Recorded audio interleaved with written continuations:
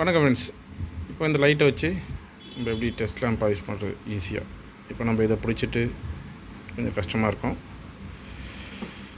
இப்போது சிம்பிளாக வந்து பார்த்திங்கன்னா நம்ம test prop maximum ground test prop கிரவுண்டில் வச்சுருப்போம். இப்போ இந்த லாக்கை ப்ரெஸ் பண்ணி இந்த ஒயரோடு லாக் பண்ணிக்கலாம்.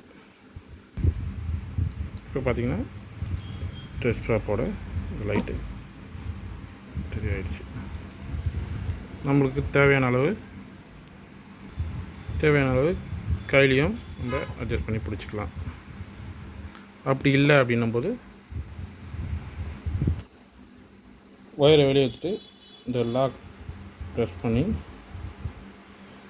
டெஸ்ட் ப்ராப்பை இந்த பொசிஷனில் லாக் பண்ணிக்கலாம்.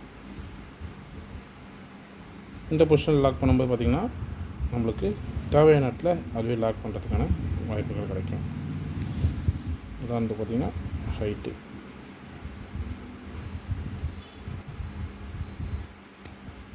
அவ்வளோதான்.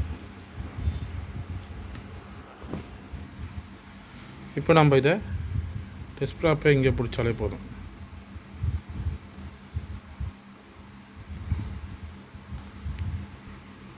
இப்போது சிம்பிளாக இந்த டெஸ்ட் ப்ராப்பை நம்ம எங்கே தேவையோ அங்கே வச்சு ஹைட்டு மட்டும் நம்ம ஃபிங்கராலே அட்ஜஸ்ட் பண்ணிக்க முடியும்.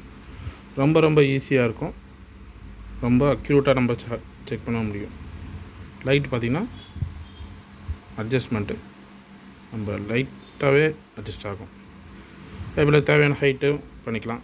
இப்போது இதை வச்சுட்டு நம்ம பண்ணும்போது ஐ லென்ஸும் யூஸ் பண்ணி நம்ம ஈஸியாக பார்த்துக்க முடியும்.